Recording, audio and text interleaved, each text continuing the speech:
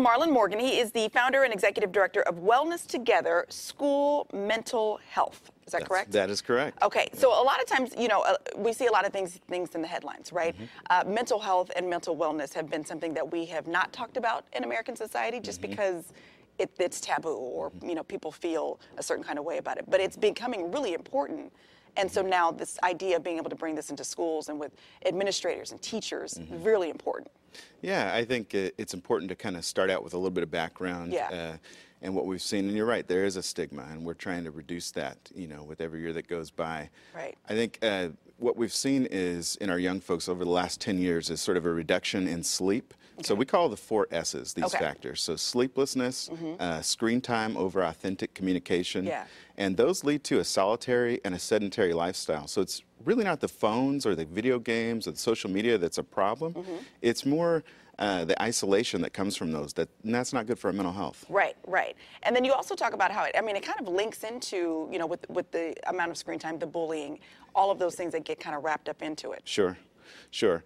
I would say it's important to remember, you know, that every behavior as humans that we do is an attempt to get a need met. And for our young folks, a lot of screen time, or, you know, going on social media to kind of look at what other people are doing and connect with other folks, it is an attempt to get a need met, and it's to answer two of life's biggest questions. Who am I and what am I worth? Yeah.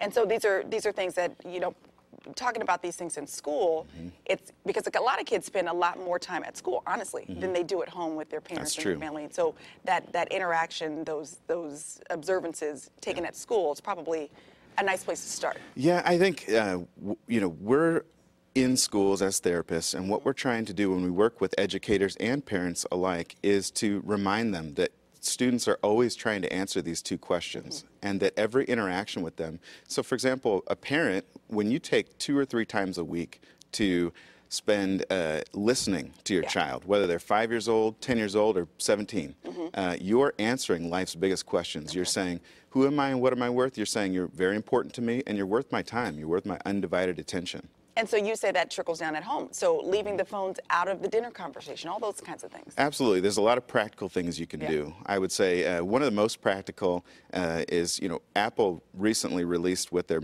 most recent operating software, Screen Time, for the iPhone, and that gives parents a lot of control, and it also lets you limit the time that your child's spending on each app. I really think it's worth taking a look at. It's very good. Okay, well, you've got a 2-day conference coming up at the Convention Center. Who are you targeting the information towards?